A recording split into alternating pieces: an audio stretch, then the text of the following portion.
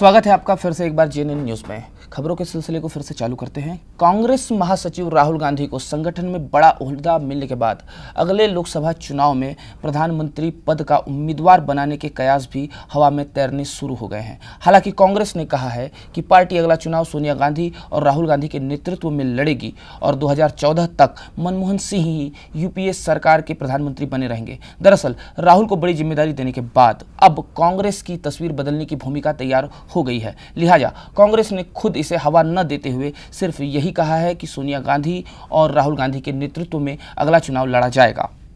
जबकि 2014 का चुनाव मनमोहन सिंह ही के नेतृत्व में रहेंगे। लेकिन विदेश मंत्री सलमान खुर्शीद ने राहुल गांधी को कांग्रेस का सचिन तेंदुलकर बताया तो दूसरे मंत्री मनीष तिवारी ने कहा कि राहुल आगे बढ़कर भूमिका संभाल रहे हैं। दूसरी तरफ दिग्विजय सिंह ने कहा है कि राहुल गांधी अभी प्रधानमंत्री पद के उम्मीदवार नहीं हैं। लगता है कि पार्टी हाईकमान अभी इस मसले पर कोई जल्दबाजी करने के मूड में नहीं है। राहुल गांधी को चुनाव समन्वय समिति की कमान सौंपने के एक दिन बाद शुक्रवार को पार्टी ने मंच से ही राहुल की पीएम पद की उम्मीदवारी की बात को फिलहाल दबाने की कोशिश भी की थी।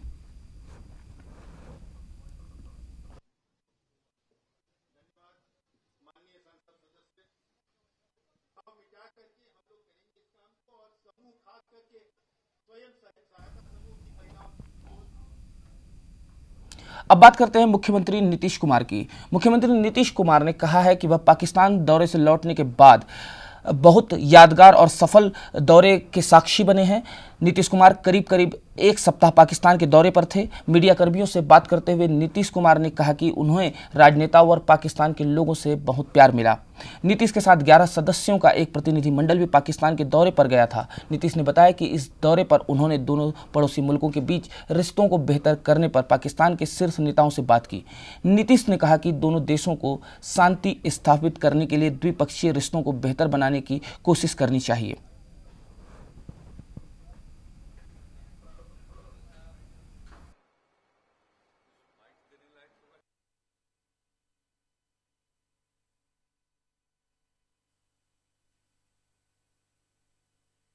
नामी इंस्टीट्यूशन है, बल्कि वो अपने को रावियंस कहते हैं।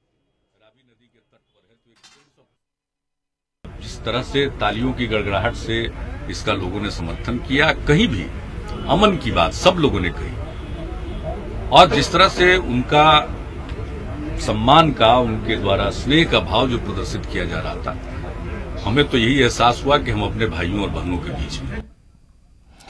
शिवसेना सुप्रीमो बाल साहब ठाकरे की सेहत में पहले से सुधार है। इसकी जानकारी शिवसेना के मुखपत्र सामना में दी गई है। शनिवार को छपे इस अखबार में बताया गया है कि लीलावती अस्पताल के डॉक्टर जलील परकार, डॉक्टर समद अंसारी और डॉक्टर प्रकाश जिंदयानी की टीम बाल ठाकरे का इलाज कर रही है। शिवसेना के विधायक डॉक्टर दीपक सावंत भी उन्हें सहयोग कर रहे हैं। डॉक्टर सावंत के हवाले से सामना में लिखा गया है कि बाल ठाकरे के खून में ऑक्सीजन की मात्रा 98 से 100% है, जबकि नब्ज और दिल की धड़कन भी ठीक ठाक चल रही है। डॉक्टरों के इलाज को उनके शरीर रिस्पॉन्ड कर रहा है। 14 नवंबर की शाम अचानक खबर आई थी कि ठाकरे की हालत नाजुक है, जिसके बाद उनके घर के बाहर बाल ठाकरे के समर्थकों का जमावड़ा भी लग गया था। शिव सैनिकों की जमात धीरे धीरे मातोश्री पहुंचने लगी। सुरक्षा के मद्देनजर मुंबई को हाई अलर्ट में रख दिया गया था। पहली रात बहुत मुश्किल से कटी, लेकिन अगले ही दिन से उनकी सेहत में सुधार होने लगा।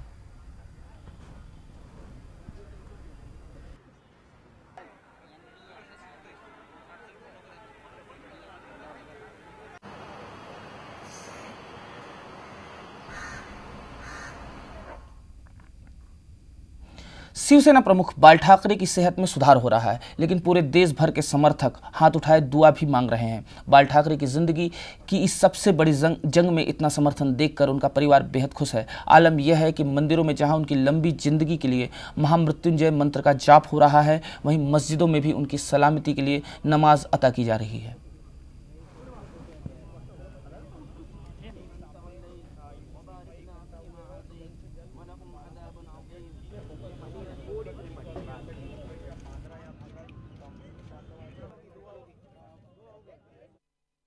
हम लोगों ने उनके बाला साहब के लिए हमने दुआएं की है कि उनकी जो तबीयत खराब हुई है उसके लिए उनको शिफा मिले।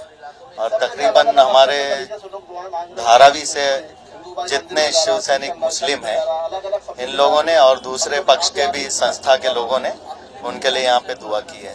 नमाज में दुआ हुई है, उनकी जो तबीयत खराब है उसके मुतालिक दुआ हुई है। हम तमाम धारावी के लोगों ने मिलकर उनके हक में दुआ करी है कि वह अल्लाह ताला उनको दुआ उनके हक में उनके सफाई कामला अता फरमाए, जो उनकी तबीयत खराब है वो सुधार आ जाए धीरे धीरे।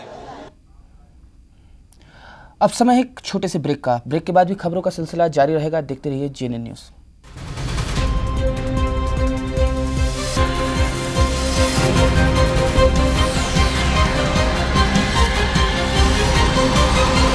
JNN न्यूज़, सिर्फ खबर।